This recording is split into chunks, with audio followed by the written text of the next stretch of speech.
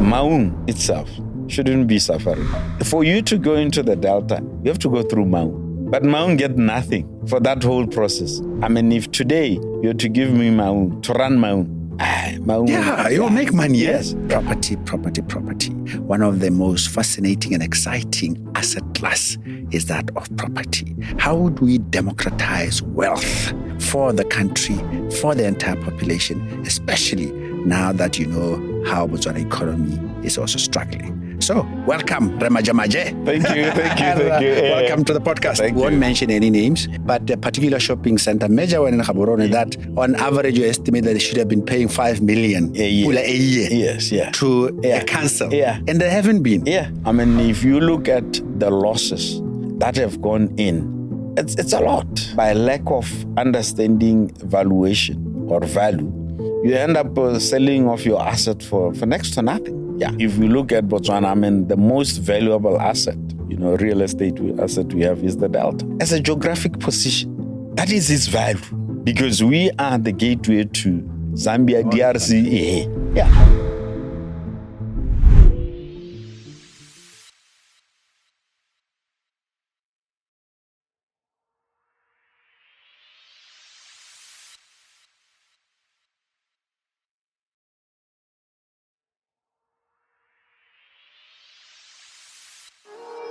Welcome to the GrowthWell Podcast, where we tap into a well of knowledge, innovation, and leadership to fuel Africa's growth.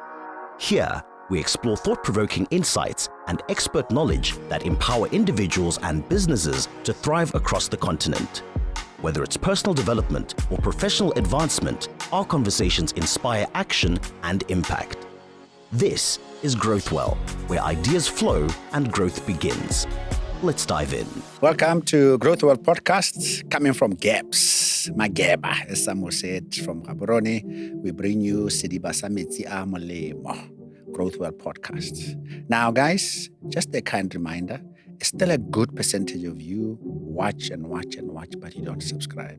I think you all know now the value of subscribing, even from a monetization and also from growing the podcast. As much of you have given me positive feedback that you want the podcast to grow. So please share, like, subscribe, and then we will all of us grow with the podcast. Today is a very special one. It's interesting because it's a topic that I'm even no expert. So I'll be listening and also taking the stuff in. We bring you the topic of estate management or property, or our guest will tell us what that should be. But property. They talk about how in emerging economies, when the economies are growing, one of the most fascinating and exciting asset class is that of property. Now, the matter is in Botswana and Africa, apart from the rich people, the middle class and the top class, as they benefit from their shopping centers and their big houses, what about the bottom part of the economy? The people that are earning 5,000 to 10,000 to 15,000 on that side. So that's the big question that I'm going to post to our guests to say, how do we democratize wealth for the country, for the entire population, especially now that you know how Botswana economy is also struggling. So, welcome, Maje Maje. Thank you. Welcome to the podcast. Thank you. Good to see you. Likewise. I think we met some months back or a year ago. Yeah, no, it was last year. Yeah. When we went for a party. Yeah. For a party in Livingston for a good friend of ours who was turning 50. Yes. That was awesome. Yeah. It was a good surprise. I didn't know that you could dance, Uriana. I was the man of the show. I could show you that your breakdance moves were now they were obsolete. No,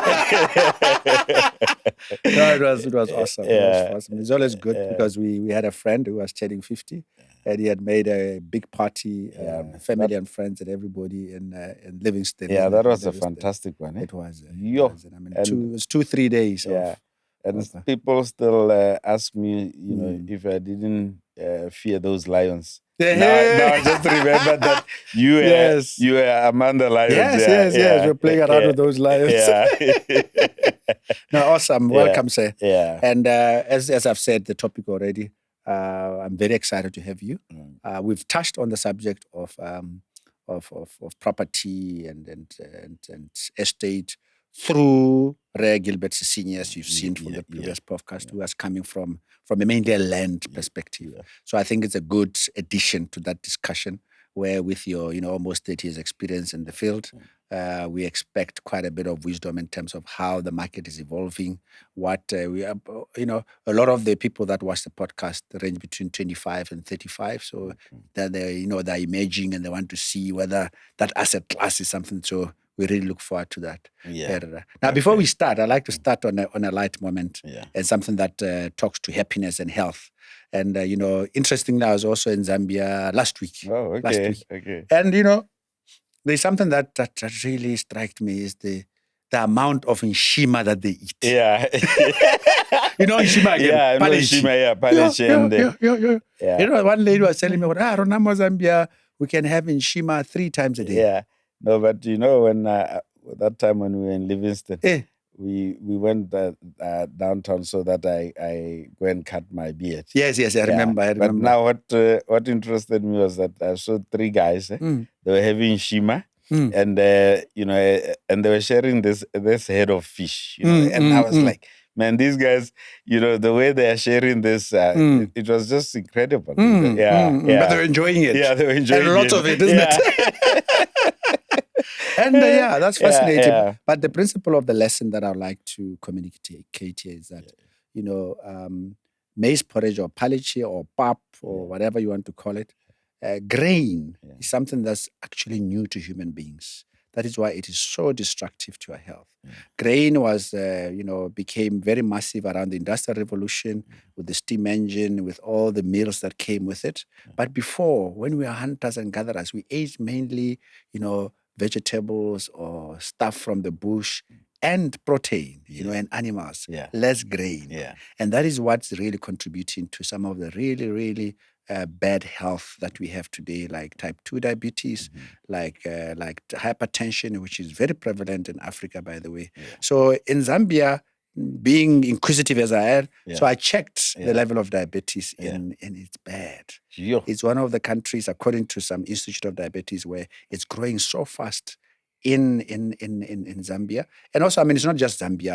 I think in Zimbabwe, in Botswana, there's still people that like that pap. And the issue is this white grain like pap, from research, it actually has what they call glycemic index, which is the level of sugar. It's actually higher than white bread, for those that did not know. So when you eat so much of it, it actually spikes your sugar, and this is a chance that now you'll get your insulin in balance and start going into sugar diabetes and also blood pressure, if you may. So I just thought, give you that little nugget as you eat your white food. I always tell people, please stay away from the white foods. Try and be biased towards multi-colorful type foods like beetroot. That's what we used to have a long time ago. I hope that works. Yeah, the 7 colors. Yes, the 7 colors. So we get no. It's nice. We all enjoy it, but I have it on occasions. Out of my belly. Yeah. That's awesome. And even my old friend, my good friend Robert. Rob. He preaches that. Yes. Actually bought him my belly. I even went to the extent. There's a good friend of ours. He stays in South Africa. He's Burundian by origin. So I bought him Musutwani. I introduced him Musutwani to say even better because he's got a lot of fiber. So that's interesting. That's interesting. No, but my belly is very good. No, it's very good. It's very good. High in fiber, and also I prefer it the simple way. With the boiled meat and salt. Nothing extra. And just to add, maybe it's because we are growing. Eating so much pap. But the other thing is that even better is when you ferment it. When you have ting. This GI value actually drops when it's fermented. So it's even better. That we're not having fermented soft porridge. We think it's for the peasants, but it's actually very good. But as we come from, I come from the central region where we used to have our motoho without fermentation. We only learned that in Khatleng. Yes, they love But that thing. also if we have madila, then we add madila. Madila makes it. It's very tasty. Yes, very tasty. yeah, Great stuff. Maje, Yeah. let's come to you now. And before we get into your depth of experience in estate management, just tell us who's Maje Maje besides the profession. Okay. The man. Yeah. Maje Maje, I was born, in Sorowe some many years ago, and then my parents they lived in Mokani. That's where our home village is. Okay. Yeah, but I've been living in Gaborone, since the early 80s.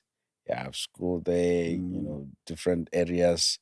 But eventually I went to do, university in the UK in real estate, and then came back and... Which university can? Oxford Brookes. Oxford Brookes, Yes, okay. yeah. You can tell people you are an Oxford graduate. Yeah, I was in Oxford. I was there. I was in Oxford. That's good enough. Yeah, that's good enough.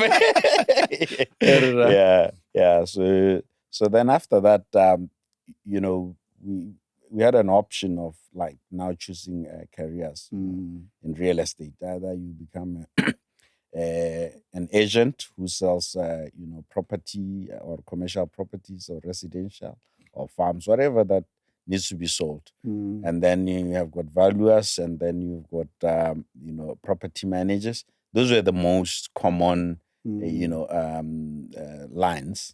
So I chose valuation because I really wanted to understand the value of, real estate. Because when I was in the UK, I got to understand that, a lot of wealth is actually protected through real estate, which when I went there, I didn't really understand how real estate works. We just knew it's just shelter. But when we got there, that's when I learned that, a lot of wealth is protected through, real estate, especially when the markets move up and down, and which I think is something that we still don't grasp here. So I really wanted to go in depth to understand this, asset called, real estate and valuation. Because valuation, every day we wake up to, grow some value of some sort. That is why when values are going up, everybody's excited, everybody's happy. When values are going down, everybody is not happy. It has got impact even on our health, on our moods, everything, on just the state of the economy. Because so I really wanted to understand this subject deeply, and here I am. I'm still trying to, dig deeper and to understand it more, and also share with Batswana and Africans, in general, because I speak a lot in South Africa, in a lot of conferences there. Because if you look, whether in South Africa, Zimbabwe, Botswana, Africans didn't know a lot about real estate. Yeah, we just knew that we have land, you can manage a small piece, but overall, understanding it, we didn't. Yeah. So that's why valuation for me is a very, very important subject matter, because everything is based on value, yes. And you've been doing it for so many years now? Yeah, I've been doing it for more than 25 years. And the types of assets that you value? In Botswana, because of the smallness of the market, I've been fortunate to do all kinds of everything. Yeah. I mean, even I value musharies. Yeah, I value, farms. Yeah. I value game farms, cattle ranches, eco-lodges, houses. So these safari lodges in Okavango. Yeah, the safari lodges, as well. Retail, warehousing. So all kinds, yeah. Okay. Yes, yeah. Okay. So it's giving you quite a wide spread in terms of... Yeah. But in other markets where, the breadth is big, like let's say in South Africa, people specialize early.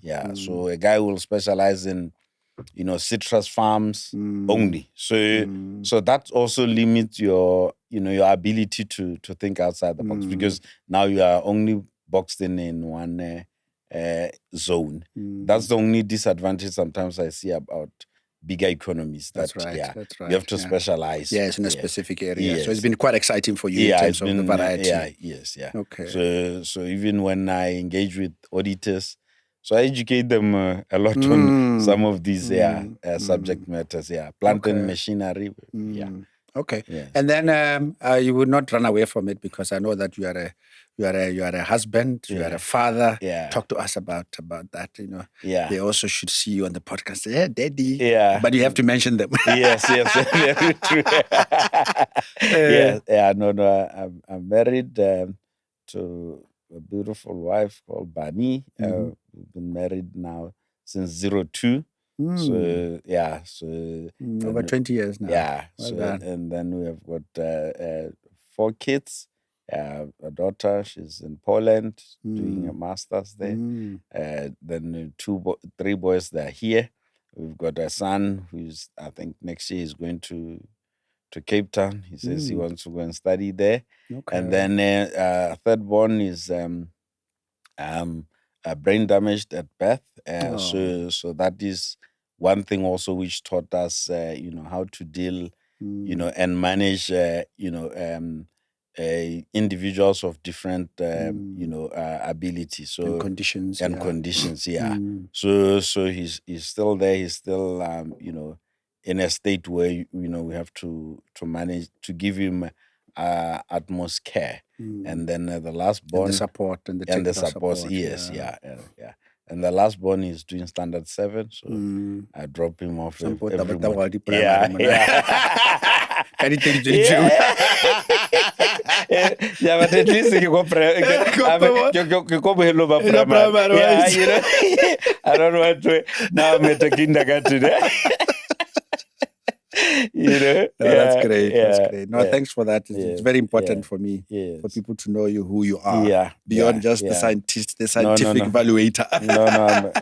I'm a family man. They've been very supportive. Fantastic. In my adventures, because business also it's an adventure. Like sometimes you even wonder, am I normal? Am I crazy? Because you be doing this, doesn't work, you burn, you rise, tomorrow is like, ups and downs. Actually, you are an entrepreneur. I just forgot to mention that. Although you are an estate, you have a lot of investments yourself. Yes. Like you said, you run your own business. So in the end, you are an entrepreneur in a specific space. Is that correct? Yeah. I know we've shared the stories, we've tried to collaborate in the past, but from entrepreneur to entrepreneur perspective. I'm an entrepreneur. I know, you are a farmer. So I always say to guys that, in my passing, I want in my, program, it should be stated clearly that I was an entrepreneur, not a farmer. Maybe, I had only 1 cow, but not, he was a farmer. They believe. I know you are a farmer. I love farming. But from an entrepreneurial point of view, because I run it as one of the, talk about asset class. So there is farming, there's consulting, there's technology. So we have those within our portfolio. But now I come in and I value those. Yes. And then I tell you, your limousine. Is it now a limousine or not? Limousine, yes. Do you value bioassets as well? Yes. Okay. That's interesting. Yeah, we value biological assets. Okay. Citrus fruits. We value and cattle and limousine and Simmental and Chevrolet. There we go, farmers. I didn't know that one can come to the farm and actually value. You can value them. That is why, like when you sell them, you are actually creating what we call a market comparable. You're creating sales data. So that now we can use that data. Absolutely. Like the bulls we buy at such high prices. That's your base. Yes, that's the base. Like I wonder, one of the bulls that we bought, it's called Socrates in the limousine stock, and it's been 4 years using him. Now I wonder what value. So that when I take him to the auction or I sell him, then I know what But I mean, there, like you'll have to bring guys to check no, its absolutely. production Do all the level. absolutely fertility and all those stuff. No, absolutely. Yeah. So that's information that a valuer needs to be able to say to you, okay, no, this is what this animal is worth. Even wild animals, we value them. Game farms, Okay. You find that sometimes you're selling a game farm, but you want to sell both the game and the land. Yeah. That's interesting. Yeah. I hope you're learning there. This is something that we can value everything. Yeah. Sometimes you sit with an asset and you actually don't know. I'm sure you also do advisory just to advise people. Yes. Maybe you are sitting with gold there and you are not. Yes. Yeah. Actually, I didn't mention that part that I only do valuation and advisory. Because especially when you are doing transactions, I've seen here a lot of transactions, big transactions done, either by state-owned enterprises or even government, where they didn't have an advisor. Yes, in the UK, you can't do that. Because you always have to have somebody who looks into that. Okay, your transaction, is it really fair? Is it balanced? And what are the attributes that went in to conclude that transaction? Excellent. Artene Modijo. Let's get into the subject matter around property, and let's start at a high level, because with your many years of experience in this space, how do you position property as an asset class? Okay. As a potential for wealth creation, and also talking about the history. Has it built wealth for people? I know when I started, I talked about different subgroups in terms of income groups. Obviously, we've got the guys that have the big farms, the shopping centers. That's a subgroup. Then you got your mid group, let's say, who earn between 10 and 25,000, and then you got the lower groups. So how would you map it out from your experience to say this is actually a good area to, either from a diversification point of view or even from the growth of the market? You can actually just focus on property. Okay. I think you'll find that there are three asset classes which I don't know, maybe now there are more. But the three main ones which we understood or which we learned about was real estate, interest, and stock markets. Yes. So we'll focus in Botswana first. In Botswana, these other two asset classes haven't really done very well. The shares and the interest over time as compared to real estate. I'll give you an example. You find that our shares, if I trade them, they're not very liquid. And then the growth also, if you look at our stock markets, the growth is not as liquid as or as fluid as like, let's say, competing markets like South Africa or even the US, where you see guys who own stocks for 30 years now. They are billionaires, out of from the stock market. Yes. But here it's not like that. But what I've seen with real estate, I mean, people have bought properties at lower prices, and their values have just gone exponential. Even in a lot of businesses where people now, you find that you have a business, but you bought land, and then you bought this agricultural land, and then you convert it into, industrial. Let's say, like, I think when Gilbert was here, we were talking of Mama Shia. Yeah. Mama Shia is the same thing. It was Massimo. People converted that into it was plowing fields. I think for those watching outside, plowing fields just on the edges of Gaborone. Yes. So now you take that plowing field. Maybe the guy bought it at like $10 or 15 pula per square meter. Now, all of a sudden, when he just changed the use, nothing else. He didn't add anything to the land, no services, nothing.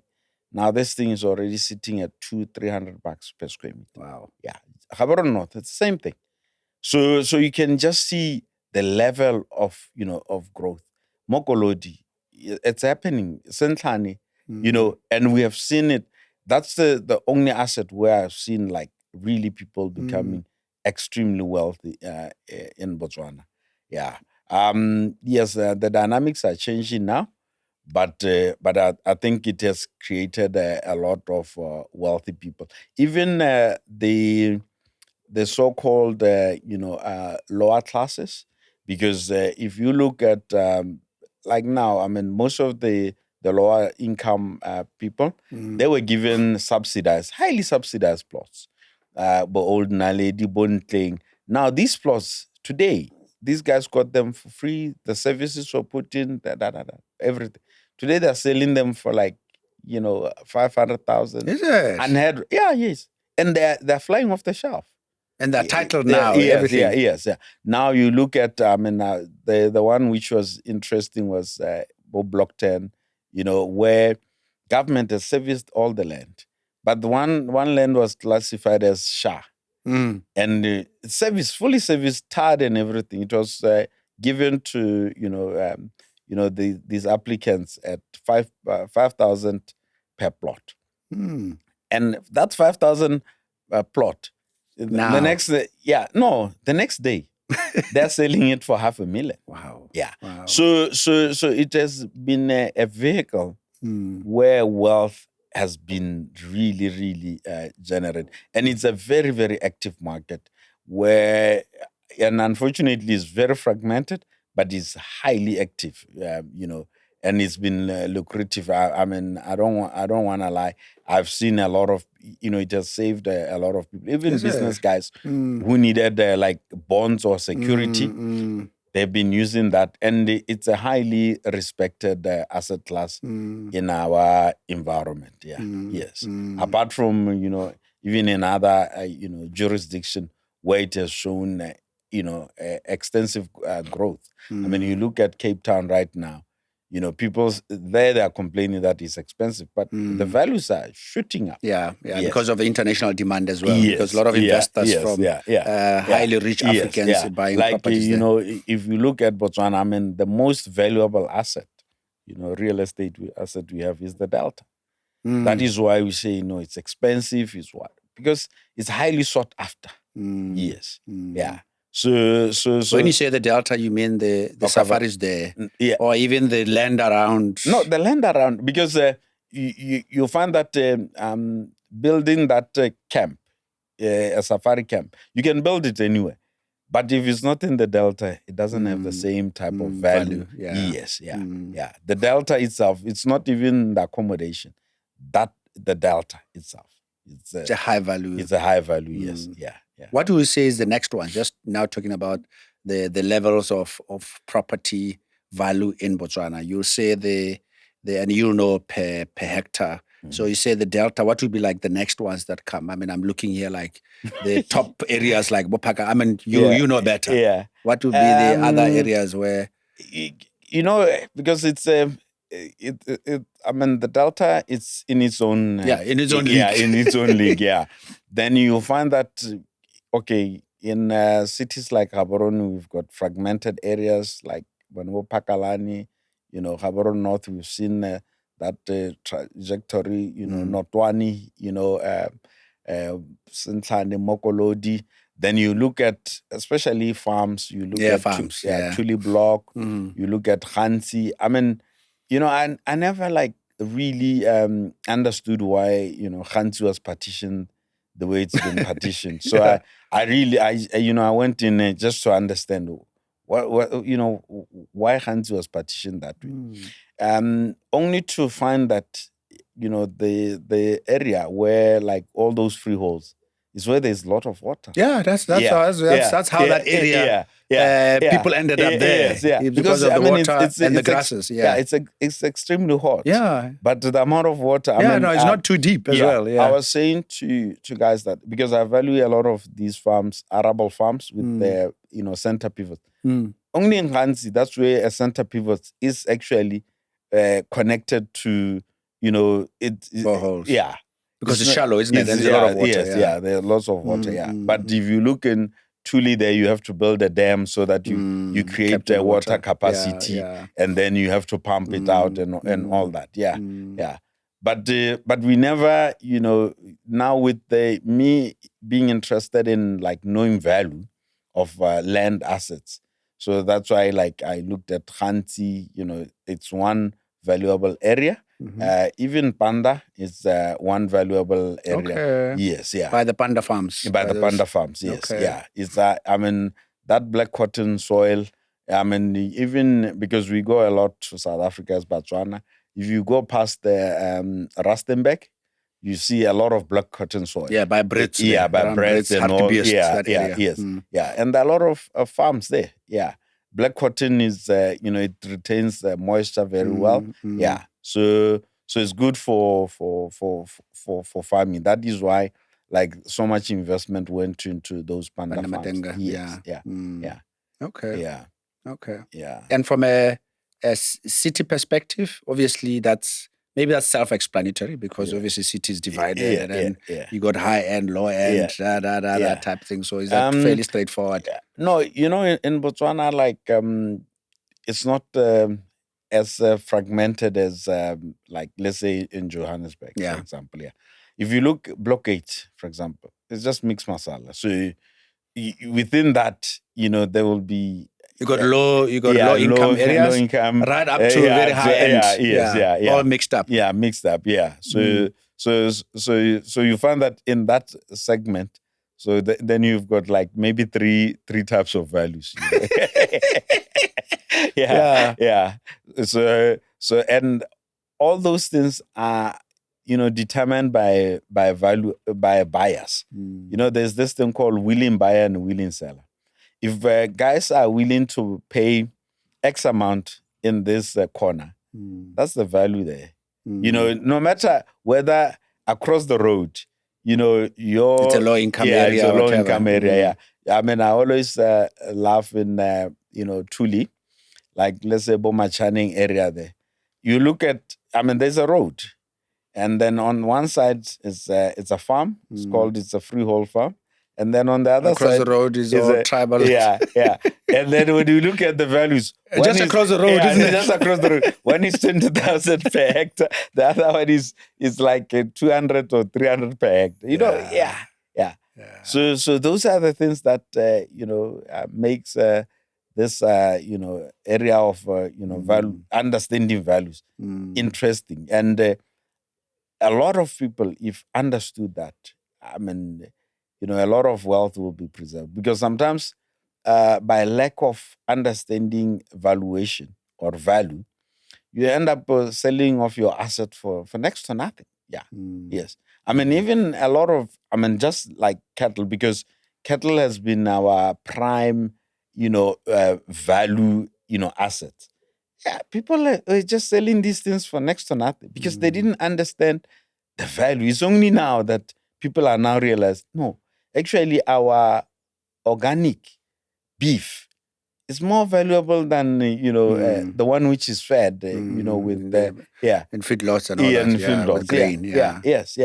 But because no one packaged that in a more appealing fashion, it doesn't look good. But if Woolworths was to come today, they package it nicely, then you'll see just these cows being worth a lot. Yeah. That's true. Yes. That's true. Yeah. Now let's pitch it at the top end and try to understand. I think what I'm hearing from you is that property has been one hell of a wealth creator for lots of Botswana over the past, 20, 30 years. So, most definitely. Yeah, it has been. Definitely. Some because of lack of education, which is part of what you are doing and your colleagues. But has this trend been driven primarily by the macroeconomic trajectory of the country? Botswana has always, if we go back to the double-digit GDP growth, and then you go back to the past 20 years where, apart from the dips here and there, it's a 4%, 5% economic growth. It's really a good economy. Yeah. Have you said it's really the results of a performing economy that maybe some of us have not exploited, because that ends up into the property market? Is there a direct relation? Yeah, definitely.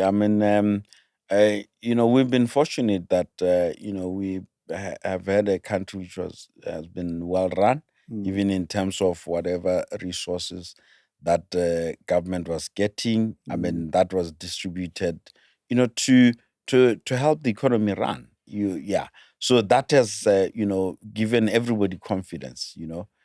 And that translates into real estate. Whenever the economy is suffering, the real estate suffers. Yeah. I think you'll remember the 08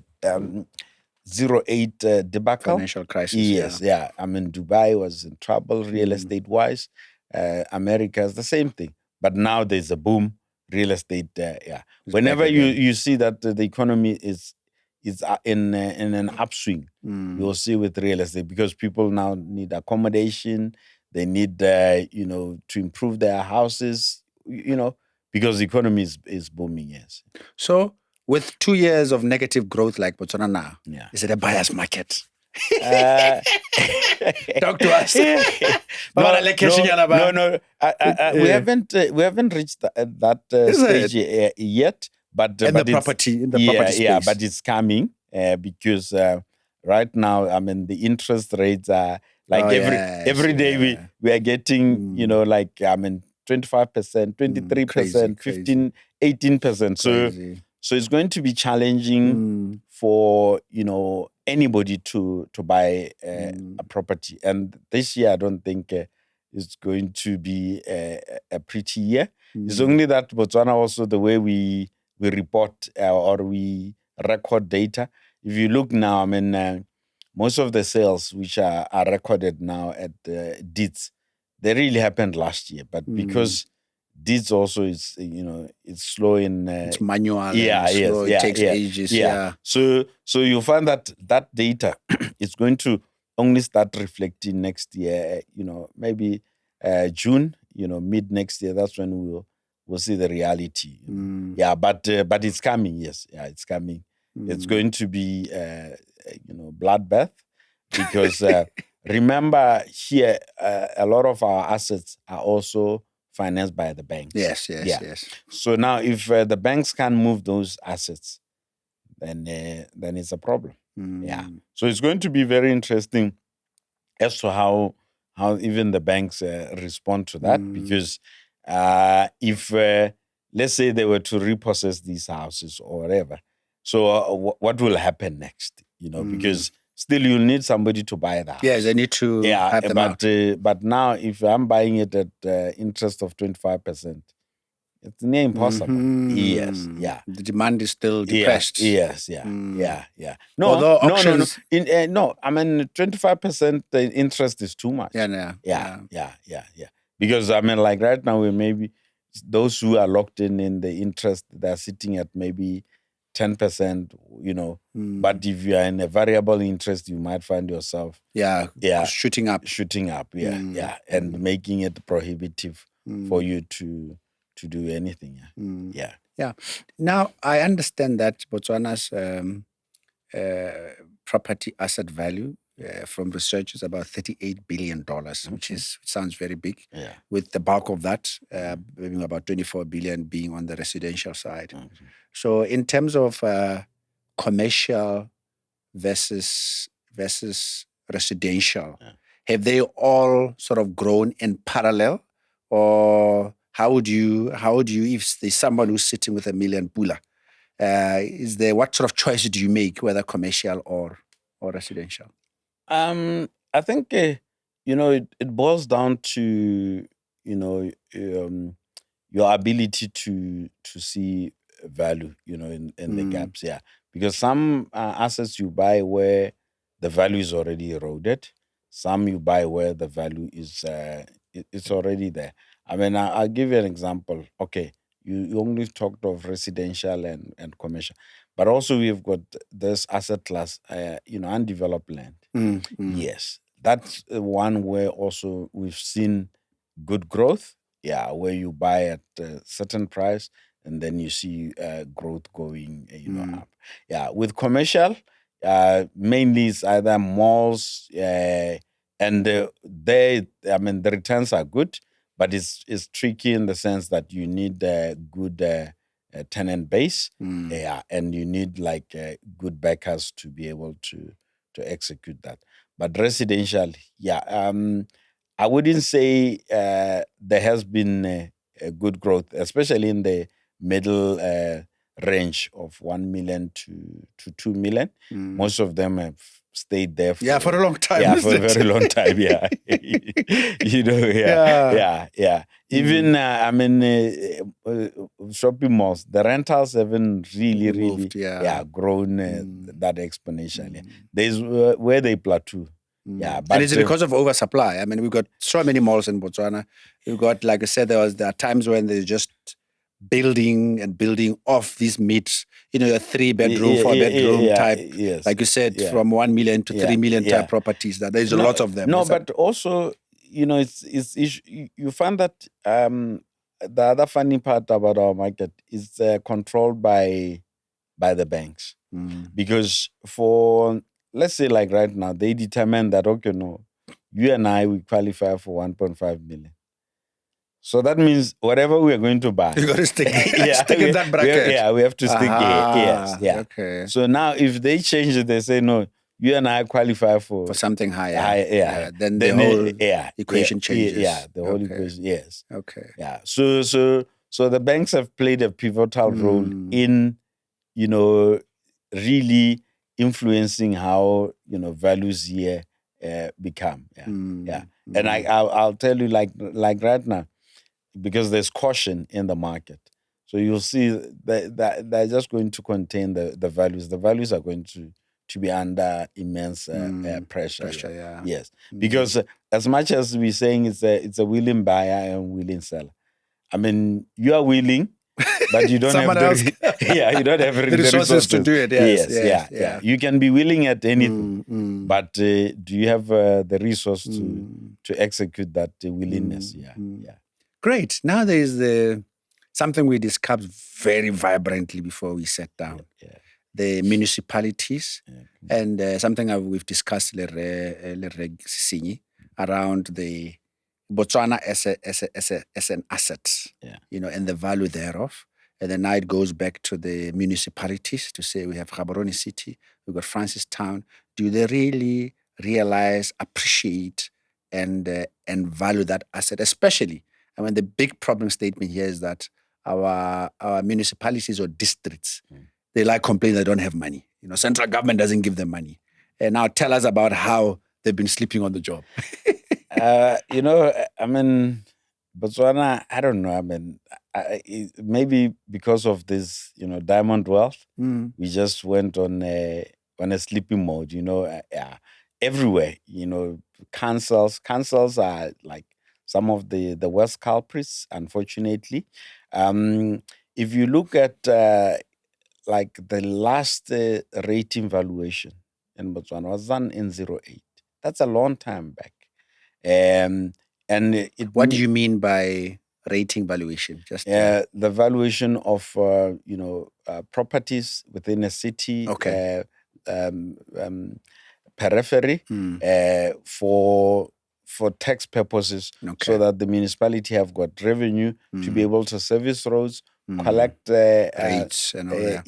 The garbage and all that. I mean, a funny one is like in Tlokweng, people, or even in other villages, people have to pay 20 pula a month so that to get their garbage collected.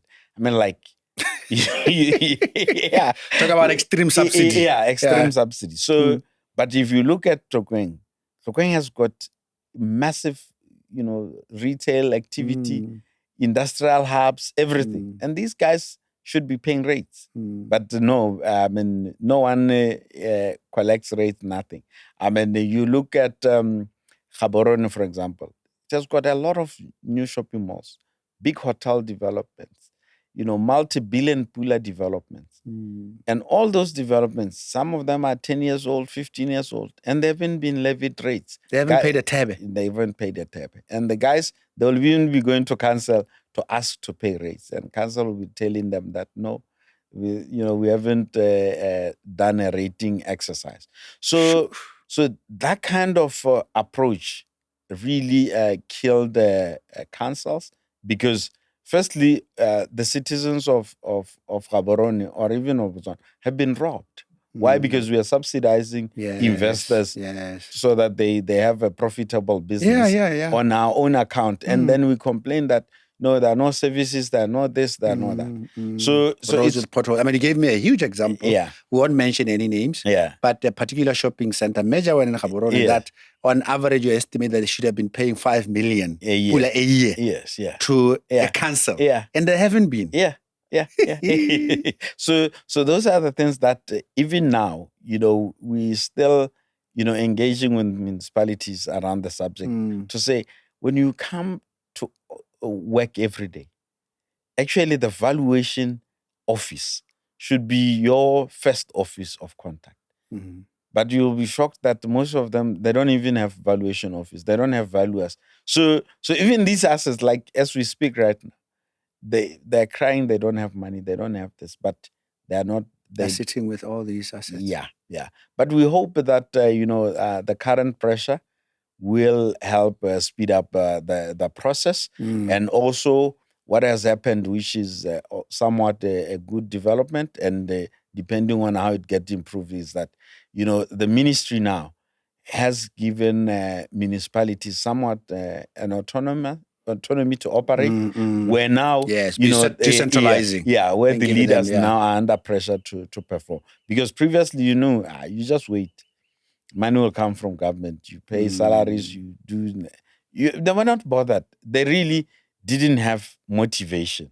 So now I think there's motivation, like I said earlier on, Botswana Stock Exchange has, done a memorandum of agreement with GCC, Gaborone City Council, to register a bond. I mean, like City of Cape Town, they value the whole city. They know everything about the city, everything. I mean, they've perfected the art that they have got internal valuers valuing that city on continuous basis. They update, they know. Yes, yeah. So now they've just raised a bond on based on the I mean, like right now, the developments which are going to happen in Vienna. Yes, because I hear they're upgrading the Vienna. It's more than 30 billion rand worth of development. Trust me, that is the value to City of Cape Town, and that is the rate to City of Cape Town.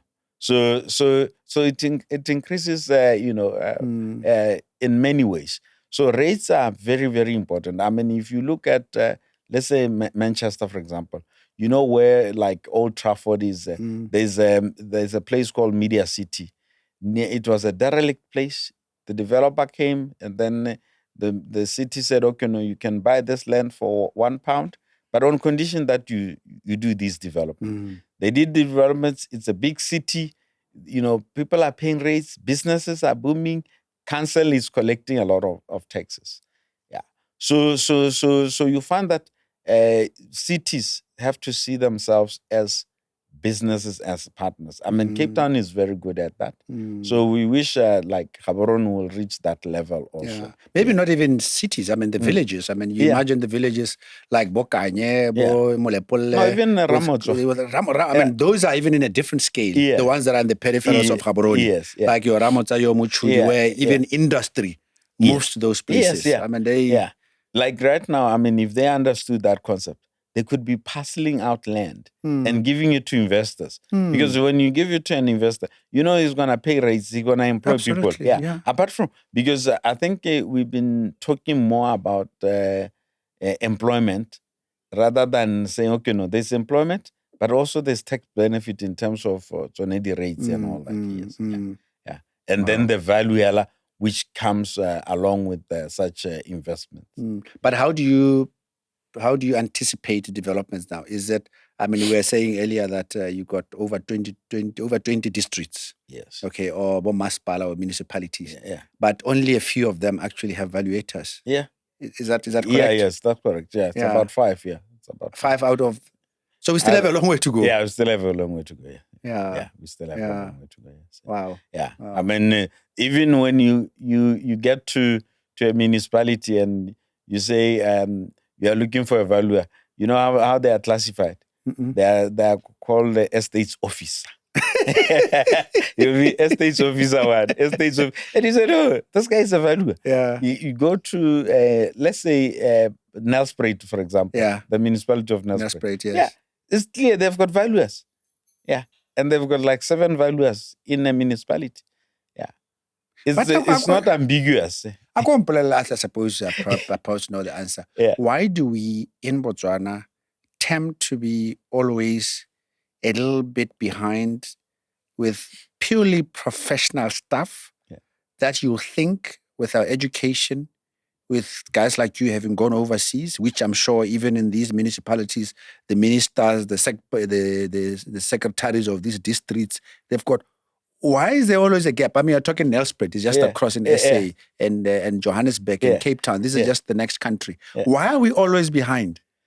Because, people are, unfortunately, it's like that's been my observation. If every day you go to work, not to work, that's the results. Because people go to work not to solve problems. They go to work to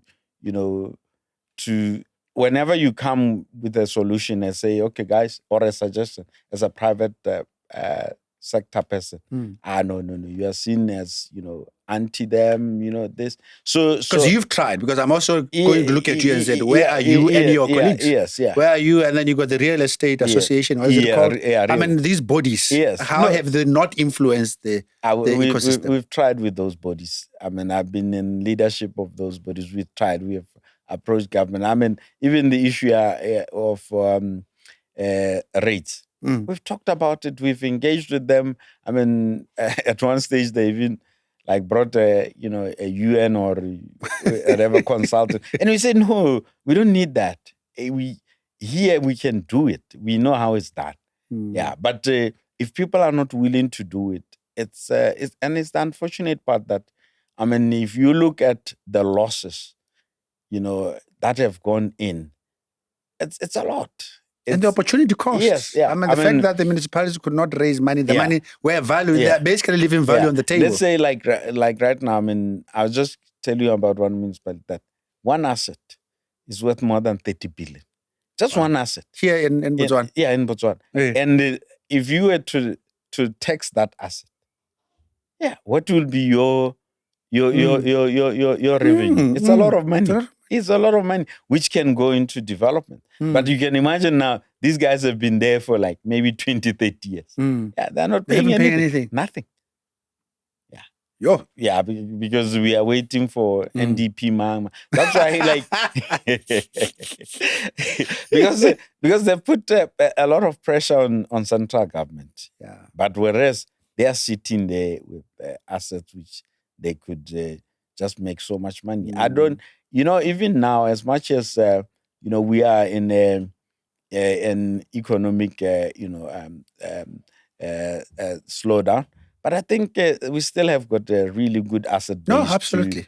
To leverage. Yeah. We can really leverage a lot of these asset base. Yeah. I mean, I was even laughing, talking about the Delta, that Maung itself shouldn't be suffering with an asset base like the Delta. At the verge of the Delta. Yeah. No, for you to go into the Delta, you have to go through Maung. I know. Yeah. I know. But Maung get nothing for that whole process, for that pain. Because that means that airport in Maung. It's high value. It's the busiest airport in Botswana. Yeah. No, it's one of the busiest in the region, actually. It's a high value asset. But they don't know. Yes. And then what's worse? Yeah. Then you get, and this really frustrates me. You go to Maung, right at the verge of, like I said, this billions and billions of dollar value of the Delta. Yeah. And then, first, highly unattractive airport. Yeah. In other words, because it's high value, you got to make it look like high value. And then you go into the village. And why do villages have to have village standards? I don't know if you know what I'm talking about. No, because where now the development is slow, you still have dusty. I mean, the main road crossing Maung, there are no side cabs. There's no, the lights, I was watching that the lights are off. Some poles have been banged long time ago. This is an asset at one of the top tourist areas, not in Africa, in the world. Yeah. So make it look the part. Yeah. Why try? Yes. Yeah. Not really. Yeah. That's why I said, where's the leadership? Yeah. You see, like, what I'm saying is that maybe now with the change where municipalities are becoming autonomous, maybe things will change. But I mean, if today you're to give me to run my own, you'll make money. Yes, yeah. We'll make because money, there's no one who will go into the Delta without paying something in Mau. In Mau, yes. Hey, and the guys that come there, they'll be very happy. Yeah, they'll be very happy. Yeah. I mean, that's pittance to what they're paying. To the people that are coming there. Yeah, but it will go a long way in development. Yes. But because, and it will trick down to the people, education, health. Yes, because we have been on a dependency syndrome. We just, we have got this a begging bowl. Every year we just say, oh no, we want this. People prepare a budget. Yeah, there was this thing about budget. Then towards the end of the financial year, everybody wants to spend that money as fast as possible. So that, So we hope that change, will happen. But real estate still holds value. And that is, I think some of the examples that I've given answers your question where you are asking, has really real estate done well for Batswana? I think we haven't exploited we sound like we're at 30-40%. We haven't exploited. When you look at Makhadi, for example, the other day I was watching one of these, YouTube things, and there's a party there which happens in Makhadi. It's done by South Africans.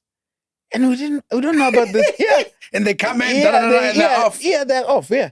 On that asset. On that asset. Very unique asset. Yes. And for you to get to these parties, like people travel for 12 days, they can come across the world. They come across the world, then they leave either Cape Town or Johannesburg, they come into Botswana, they camp wherever in the Delta, Moremi, all these places before they reach that destination.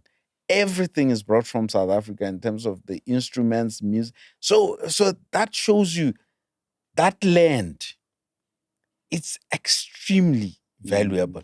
How much money have these guys made out of that land? Yeah. But as we just see, it's just another piece of land. Yeah. I mean, it's where people, for the first time, they're seeing stars. Yeah.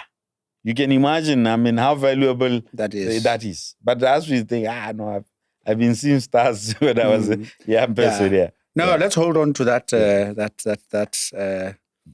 discussion, because in the end, I'm going to ask you, if you had to have an appointment with the president and the Minister of Lands and Housing, what are the top things that you would just spare that? Yeah. Now, the next question is, there's a whole excitement, which was part of the previous government manifesto, to have these 100,000 houses, for affordable. I think we will agree that at the bottom end, there is an issue of affordable housing. Hence, the president and his human rights approach to say, we got to now address housing at the bottom end. And I held on to it, because even when you are answering at the beginning, talking about wealth and the different classes, I'm not too sure I got full ST. What about the ones who can't afford to get to an asset? The ones that just rent gold naledi, the ones who are getting 2,000, the security guards, the receptionists who are getting 3,000-4,000. How do they get? Based on incentives. Sometimes you work by incentives. I know one of the countries that I researched in terms of being able to really live as a developing country, being able to democratize property is Malaysia. And they have a couple of policies where government actually, for first timers, they make it very easy for them to go in, and they've got incentives for even people who are on the lower bracket. So that's a model that they've developed. And I've always wondered from a Botswana perspective that if you are at that level, are you now destined to just rent? So the Bono project, how you see it, is it a good thing in terms of addressing the low level, the shortages at the bottom end of the spectrum, and also how does that solve the problem of ownership at those low income brackets? Bono, it's a good proposition. I think any accommodation provision is a good proposition. But the challenge with Bono is that you're still going to use money, from investors or financial institutions, and they want return on investment. The cost of building it's high, so you are not going to avoid paying higher rentals, because I think at the bare minimum these days a 2-bedroom apartment is about 5,000. Is that what they said? Is that how they are? They're pitching it. Yeah, that's how they're pitching it. Yeah, 5,000, 5.5. Is it? Yeah. Well, that's not talking to the. Those are rentals for your medium cost type house, isn't it? No, or low cost. No. Yeah, I've lost track. You've lost touch. Yeah. you see, when you live on the other side of the world.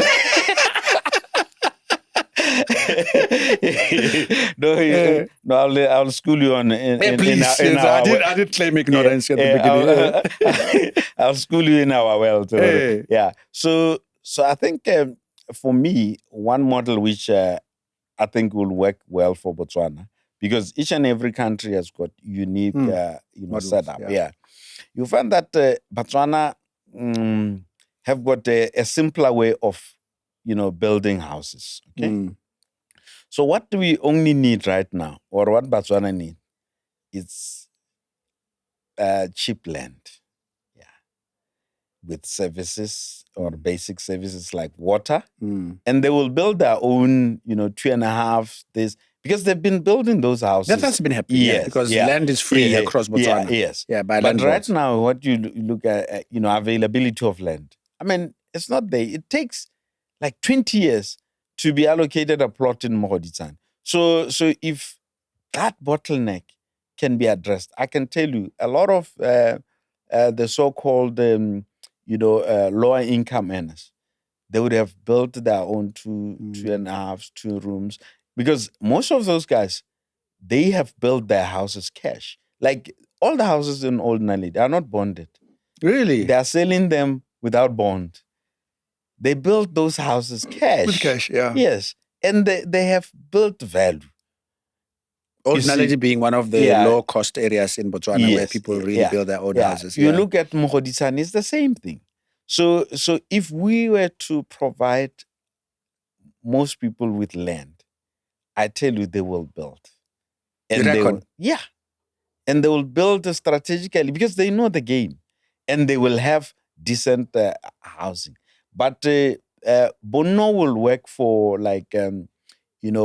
graduates, because they are earning better salaries. But for a lower income earner, Bono won't work, because you have to fund it with unless if it's highly subsidized. Even in let's say UK council housing, these are highly subsidized projects. So if it's highly subsidized, yes, it will work.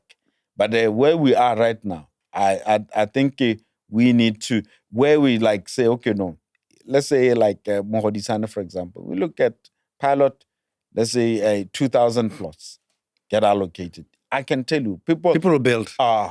Just like they've been doing across the villages. Yes, that's how it's been happening. And even with my experience, what I've seen is that those are guys who have been building houses and owning property, actually. Us who are professionals and what, we've been borrowing from a bank and then, being on a loan lease with a bank for 30 paying years. $1 million more from interest. Yes.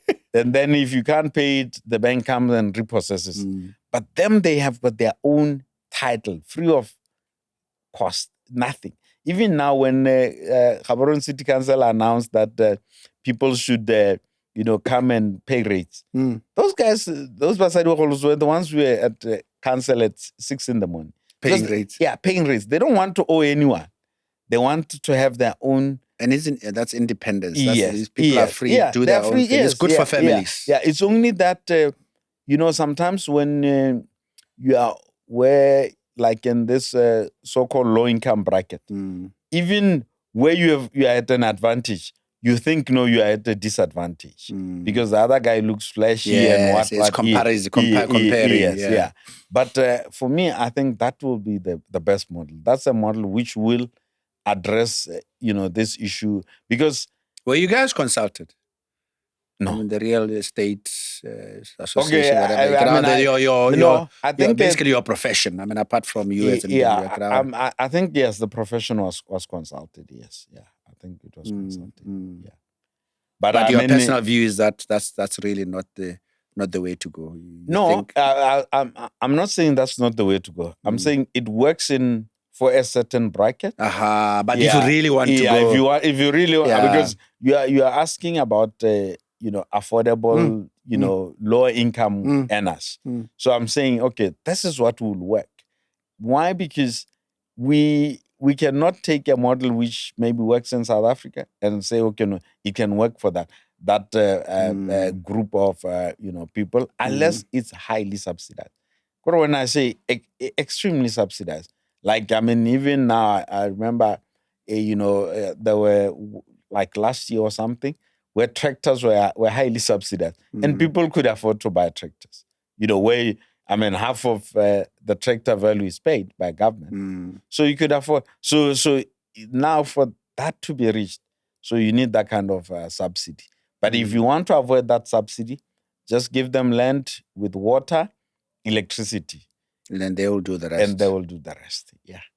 Because people, I mean, they're not even particular about roads. Firstly, they want a plot. People want a place they call their own, isn't it? That's the independence. Where they, like... It's a home, it's my home. My kids can come, my cousins, people know I have a home. Yeah. So a plot will be the solution. Yes. Okay. Yeah. And what would be I just heard lately that I think the Minister Mohapi saying they've already built so many houses. Yeah. But what would be the impact? Let's say in 5 years, as they desire, they actually build 100,000 houses. What would be the impact on the housing market ecosystem? Is it a positivity, or it might, I don't know. No, I mean, it depends on the level of shortage, because I don't really know the extent of the shortage. Yeah. So okay, in Gaborone, what's the shortage? Around Gaborone, what's the shortage? So you might find that maybe the shortage is 500,000. So 100,000, we still trying to get to 500,000, or we are still trying to get to 200,000. But definitely it will be impactful, and also it will have a positive impact in the economy. Okay. Because one, there will be activity contractors, builders, plumbers, whoever. Artisans, they will be busy. So an employment, and obviously not forgetting the equity part. People have decent. I mean, that's really the principle. There's a decent housing. Yes. Okay. Yeah. All right. No, that's fine. I think we've hammered that. And then, what's exciting in the field? When you look at your Africa, I know there are specific countries that are doing very well. I mean, you mentioned South Africa, your Cape Town. I think your Nairobi, your Mauritius are always flying on the property side. Recently, I was in Lusaka. I see that Lusaka, the economy is doing fairly well. Yeah. They're talking 5.8% this year, 6% next year. It's like, oof, if only my country. It's interesting how your neighbor just next door is flying. Yeah. And you can see the economy is really, the quality of the buildings. You can see that vibe in Lusaka. Yeah. So now when you just fly above Botswana, what would you say, Hela, around property as an asset class, diversification purposes? I remember one time talking to my financial planner saying, you are over-invested in Botswana. Yeah. So you are really at risk. Yeah. You put your eggs in one basket. Yeah. And now the jelly is hitting the fan. Yeah. I think,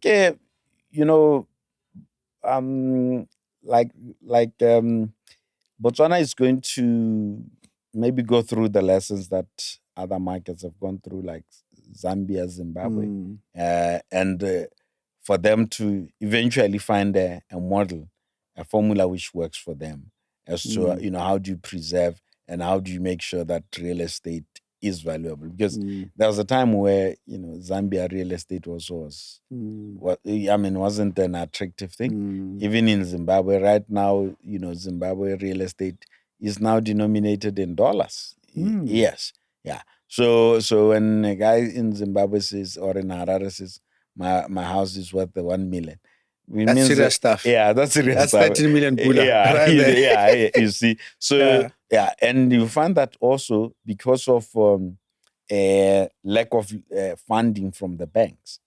Most of the guys, even in Zambia, I mean, they own those houses cash. Yeah, because they couldn't. Yeah, you couldn't go to the bank. Yeah, they couldn't stomach those the interest rates. The interest rates. So we see Botswana headed that way, and unfortunately, we have to go through the process. We have to go through the pain. You know, there's no like two ways about it, unless if maybe our fortunes in the diamond space are to change.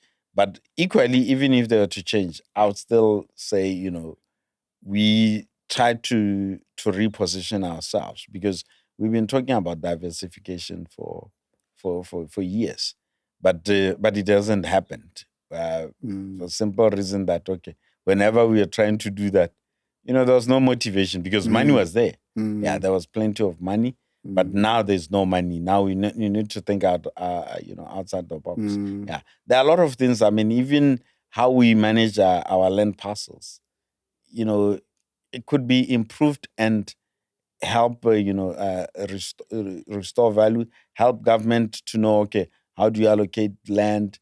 Who do you give land to? How do you levy, interest there and all that? I mean, like there was one gentleman who was, one of my head of research. His permit was not renewed. And and I was trying to convince government that this guy, his skill is highly sought after, and they said no. They refused. They refused. I hope that's many years ago. No, that doesn't happen anymore. No, it's still happening. Yeah, just like 3-4 months back. Oh, but yeah, the guy now he's head of tax reform at Ministry of Finance in Zimbabwe. He's gone. Yeah, now he's developing their tax formula for taxing high value properties. So we're still rejecting talent. Yeah, no, we're still rejecting talent, unfortunately. Yeah. Sometimes people always say part of the problem is that although the president is propagating for transformation, this and that and that, and people are saying, but you can't do it with the same people. Yeah. Because that's how they've been doing it for the last 20, 25 years. So that's only the thing they know is to reject. Yeah. And they cannot reject. Like, I mean, I even went and, appealed this, and I was told, no, you can do it. And I said, I don't even have the skills this guy has. I can't do it. And imagine at that time, he was even leading, a lot of projects. So now, I mean, that whole... You've been compromised. Yeah, we've been compromised. Now you have to... we just don't lose him. You lose an entire, division. Yeah. So those are some of the things that I think we just need to maybe go through the pain, and the mindset will change. Because until then, we still think, everything is okay. We can reject this one. No, you can reject this one. We can, but some skills are really highly sought after. Specialized, yeah, very specialized. Yeah, yeah. Okay, but what would you sum up the like you said, we said Zambia, Zimbabwe, they used to be at some stage, but would you think Africa as an emerging economy, it is still you'll still get higher yields than the developed world? I mean, extremely. Yeah. Africa, you still get higher returns than developing world. I mean, like some of them, because it's only that we don't record things, but even in Botswana, during the good times, you could do 10x. Wow. Just over, I mean, like literally doing nothing. Just the papa doing itself. Yes. But those things are not recorded.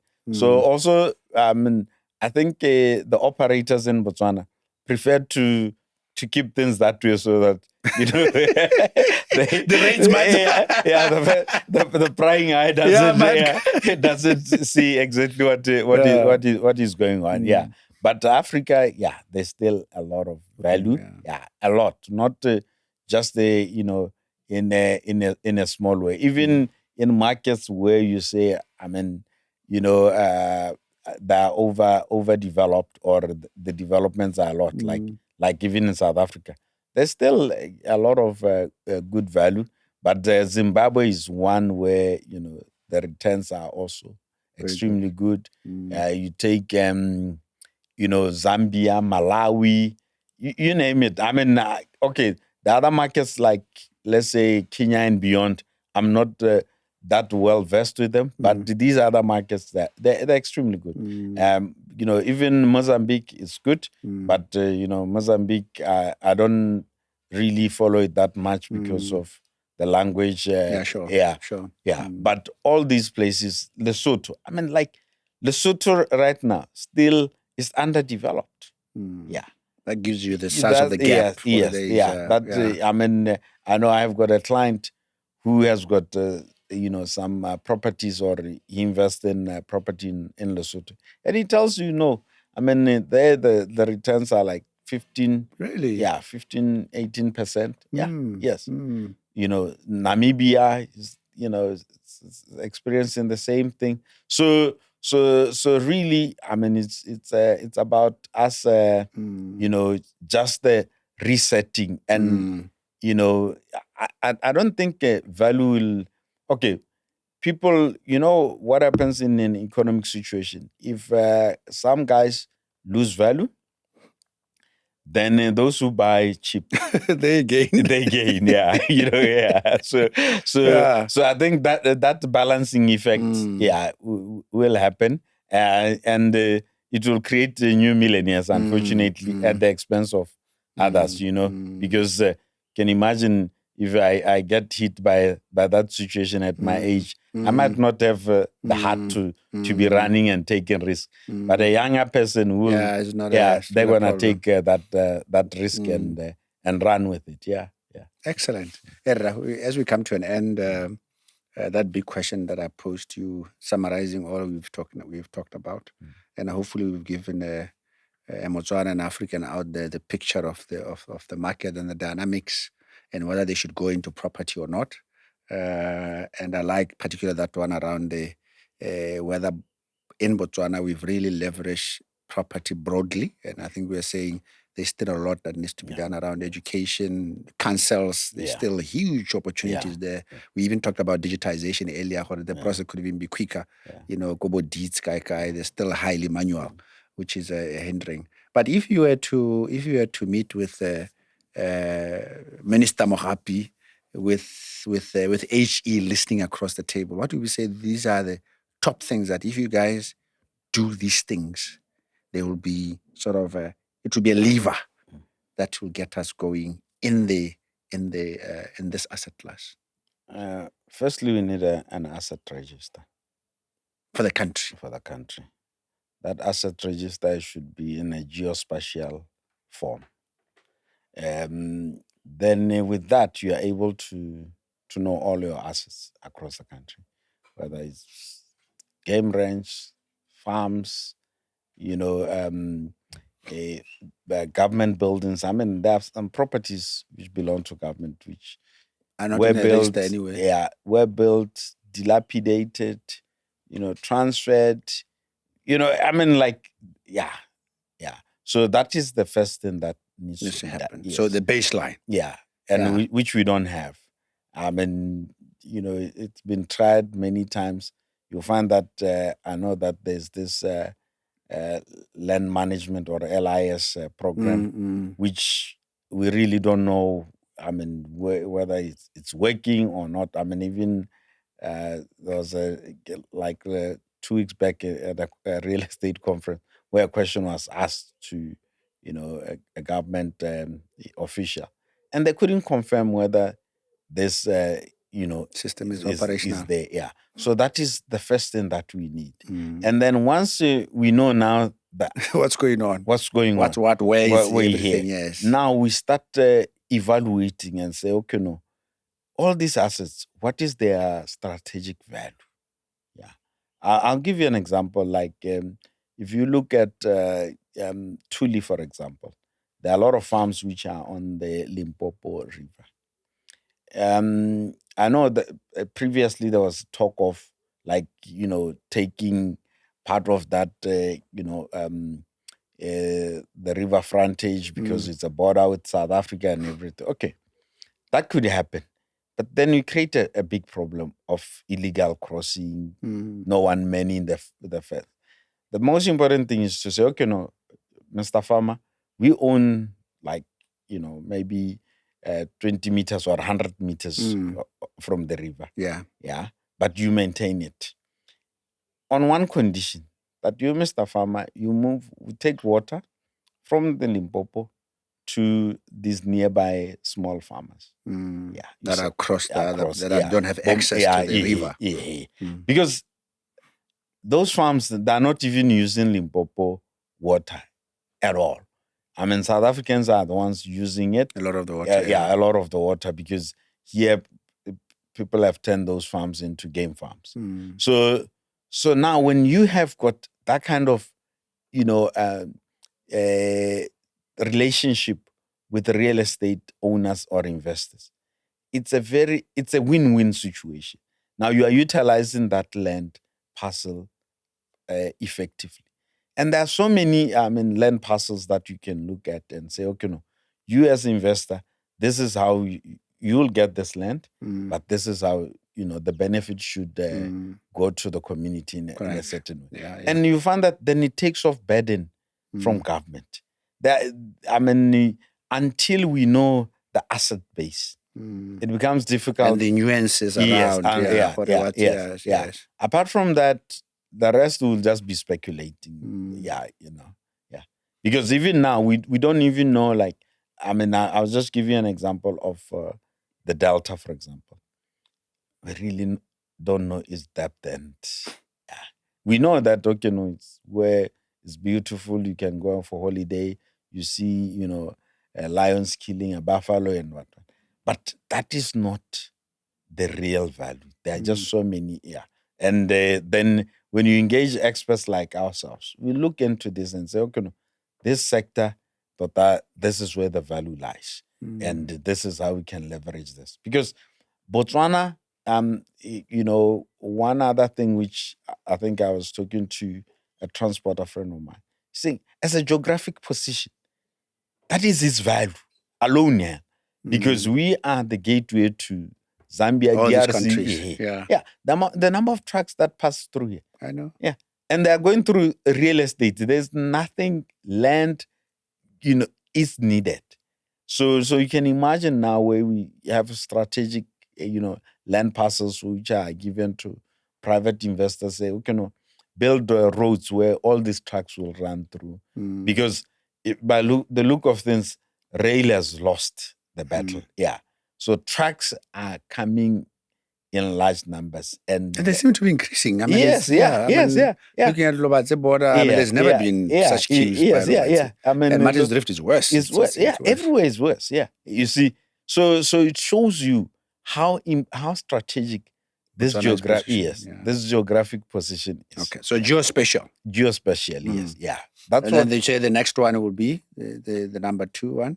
Now how to now once we have that, now is to evaluate and say, okay, no, how do we really leverage this? Because the first thing is to have the asset register, and then to evaluate it and leverage it. Then, because once you've evaluated, now it guides as to where you can go. Beyond that, it becomes it will just be speculation. It will be where I say to you, okay, no, we can do this. Maybe sometimes people, they'll come and say, okay, I've got this parcel of land, I want to build a filling station, buy it, And the simple question I ask them, okay, have the multinationals approached you? If your answer is no, then you know that, because those guys are looking for prime site. Yeah. Whether land board wrote in your certificate that is a petrol station site, it's neither here nor there. It's neither here nor there. Yeah. They wrote, whatever they wrote doesn't mean that, So those are the things that once you have an asset register and you've evaluated now, you know exactly, even the farms or, this sector, this is where the focus area, there's so much water. Like right now, you find that, let's say, the aquifers of the country, it's not digitized. It's not, So we don't have it in record. I mean, we were at, the ministry which deals with that. So the guy, was showing us the map which was done, the aquifers, map of Botswana. And then, me, I'm like, oh, no. Yeah, that's great, So because I'm just looking at this colorful map. So now when we step outside, my colleague says to me, I mean, did you check that this thing was kind of done in, it was in 07. You see, like if our map is from that old. So and so much has happened. Yeah. Yes. And there was so much investment, drilling of boreholes, this.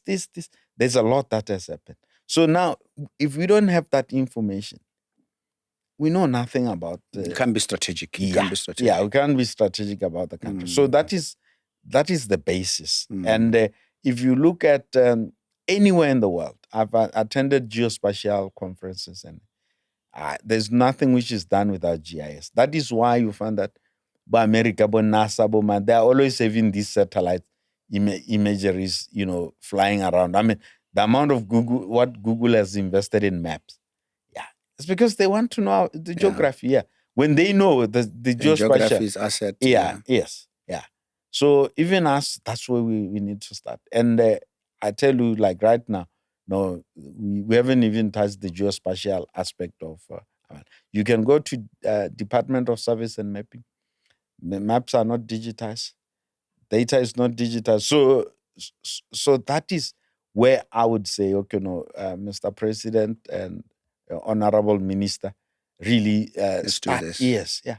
Once we've started that, then everything becomes easy. I mean, I'll give you an example. Even with Gaborone, when they were valuing, they estimated the plots. They got data from Department of Service, the X amount. But then once you now go on the ground, you find there are actually so many sectional titles. And these things are not even recorded. Yeah. So you can imagine if you've got 10,000 sectional. The value is just so underestimated. Yeah, so underestimated, yeah. So that is why geospatial is very important. We can say so many things until I can visually see it. It's impossible. Even here, where we are, I wouldn't know what is happening on this, estate until I see the geospatialness of the area. Yeah, of the area. Yes, I mean, there's one where Mokolodi by Mokolodi Conservancy, where in somebody's yard, he bought a plot, but the seller, had drilled a borehole on this plot. So now he created a servitude which excluded. So now, okay, when you go into this yard, you find that the borehole is in the yard. And actually not in the yard, next to this guy's house. But the servitude, when you look at now the geospatial map, you find that that guy doesn't own that. Yeah. So that's how important it is. Yeah, that's how important it is. Yes. Yeah. No, thanks so much, Maje Maje. I hope the minister will listen. Yes. And he might even give you a call. Yeah. No, I mean, we are, I'm here to serve the country. And I think with the knowledge that we have, we can only advise whether it's, you cannot say you are correct all the time. But there's knowledge there's knowledge that we know that, okay, if you do this, because some of the things that I was just talking about, we've tried and we've tested, and the men we see, they work. Yes. Yeah. No, thank you so much. Thank you. It's been such a pleasure. Yeah. At least that's on my TV. It's been not too long.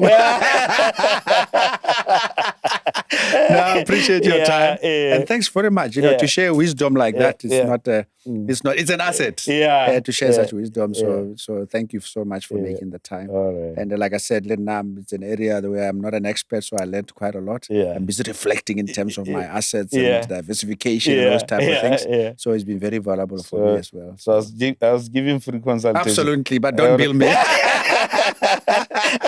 I was about to send my invoice. So, guys, there we go. I hope you picked up something there from property. As he said, Africa is still growing. You know, we want to go to 2036 with 6% growth every year. That will happen with a lot of dynamics in the property sector, similarly to the rest of African countries. So look at it as an asset class. And I hope if you want to get in contact with him or other professionals, do that so you can get educated. So thank you so much. See you in the next episode.